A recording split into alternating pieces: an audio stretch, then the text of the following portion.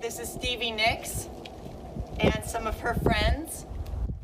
An animal rescue taking care of another group of evacuees from the Kincade Fire. We're talking about animals. And in times of disaster, people may be forced to leave their pets behind. One group took it upon themselves to help, rescuing and caring for more than 200 animals in the past week. Yeah, they've been busy. For more, we're joined now by Erica Rushing with Flatbroke Farm Animal Rescue.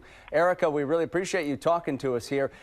Tell us first off, what kind of animals have you been helping after the Kincade Fire, and where are you taking them?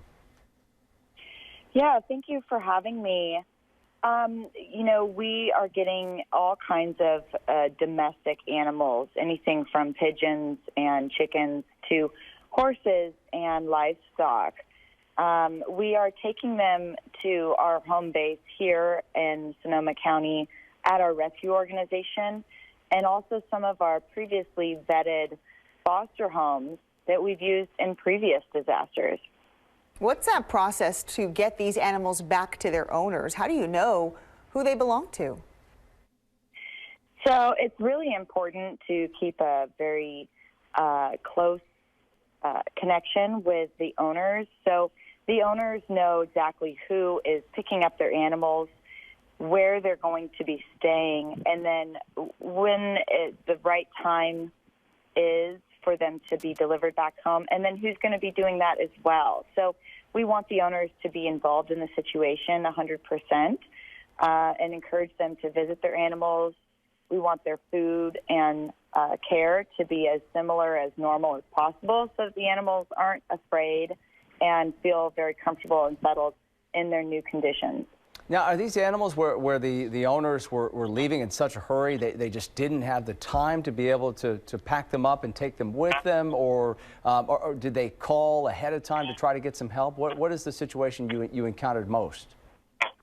Well, you know, the beautiful aspect to the Kincade Fire compared to some of our previous disasters is that the county has been much more prepared and the community has been much more prepared. So when it was obvious this was going to be a very concerning situation, a lot of homeowners were proactive and were evacuating ahead of time instead of running by the boots of their heels with the fires chasing them.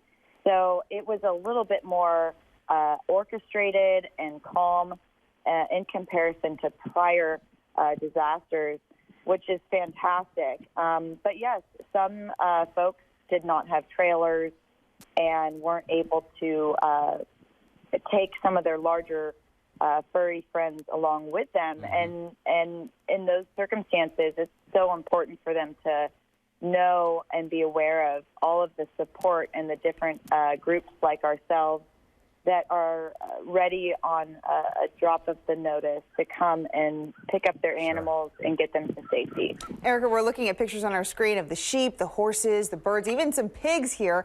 And I'm sure that you guys have been doing this for several years. You mentioned you did it in 2017 during the last wildfire. Do you still have some of those animals, or do people kind of rush to try and adopt these animals? So correct. This is actually our 15th disaster that we've worked.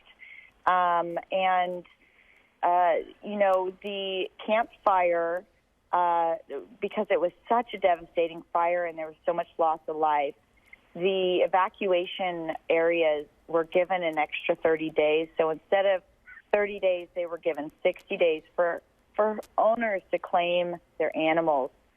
And the animals that weren't claimed, we took them all in. There were 37 animals from the Camp Fire that we took in, and yes, we still have several of them, and they are available for adoption.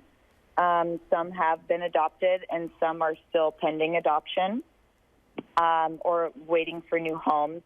We do have victims, or should I say survivors, of the Tubbs Fire that are being boarded here who are very much loved by their families, and the families are just trying to rebuild and get their fences up so that they can bring their animals home. And we offer long-term care and boarding to all of those families because we know it's one of those situations where it's necessary. Well, yeah, it's important to remember it's not just humans forced out by these fires, it's the animals as well. It's wonderful work you're doing. We appreciate your time. Erica Rushing from Flatbrook Farm.